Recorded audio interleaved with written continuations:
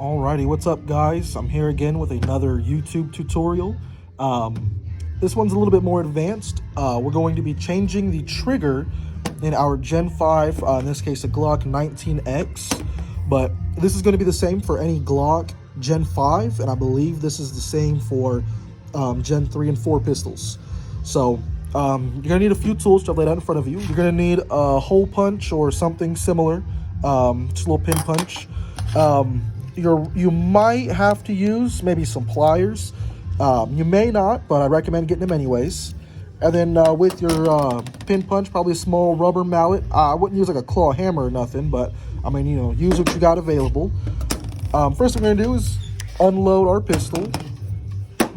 We're gonna make sure that it is completely clear. Alrighty. Then you're going to do your normal disassembly like I've shown you in my last video. You're gonna go ahead and take the slide assembly off and set that aside. Still faster than an ATF agent. Still faster than an ATF agent. And then you're going to notice there's going to be a pin here, which mine is already gone because I don't use the back straps. There's going to be a small pin there. So this one is going to be smaller than the one you're going to have for this one. So make sure you get one that'll fit that as well. Then we're going to remove the pin out of that one there. And this is where the pliers might come in handy depending on how well lubricated your pistol is. You may not be able to get a hold of that, so you can take and pull that out. And set that aside, make sure you don't lose it.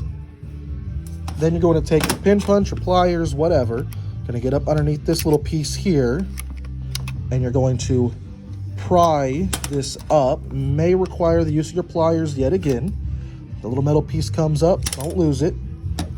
Now, on Gen 5 stuff, your slide release is ambidextrous. So all you gotta do is pick it up and pull it up. And it has a captive spring right there. On your Gen 3 stuff, it's going to have a singular slide catch with a spring wrapped around it. Be very careful you don't lose that. And then what we're gonna do is, once you have that pin out, you can just pick this up and pull your whole assembly out.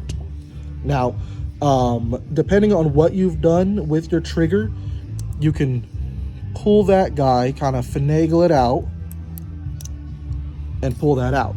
Sometimes when you get triggers, like if you're getting a short reset trigger or something, it's just going to come like this, and you'll have to put the bar, if I get to focus there, you see there's a little divot right there. That's where this little ramp part goes into.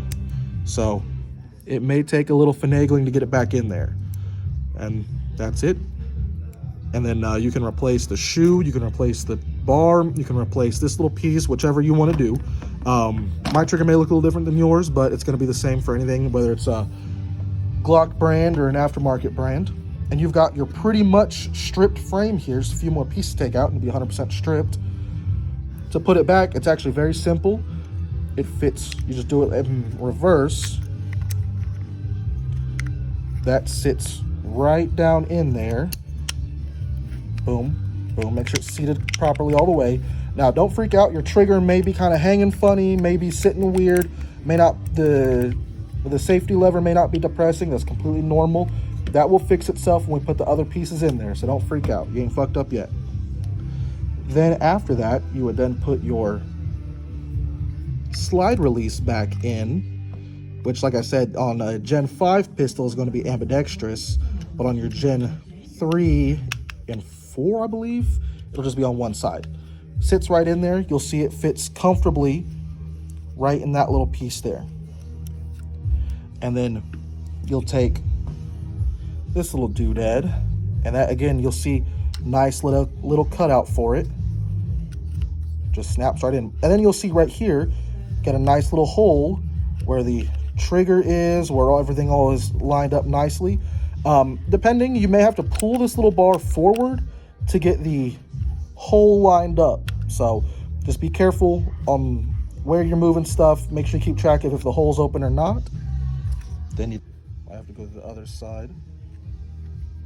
So you'll see there's a little hole here. You may have to pull this little bar to move your trigger forward to give yourself some room so it'll actually fit. And boom, it just snaps right in there. You might have to give it just a little Little tap or two to get it to sit completely flush. And there you go. Now again, the slat's not on yet, so you may not be able to pull the trigger and maybe sitting weird. But then you'll take your slide assembly and you will snap it back on, and boom. There you are. You now have a new trigger installed in your Gen 3, 4, or 5 Glock. It doesn't matter the frame size, doesn't matter what caliber, it's going to be the same. Same process to replace it. And there you are. If that helped you out, feel free to like and subscribe. Appreciate you.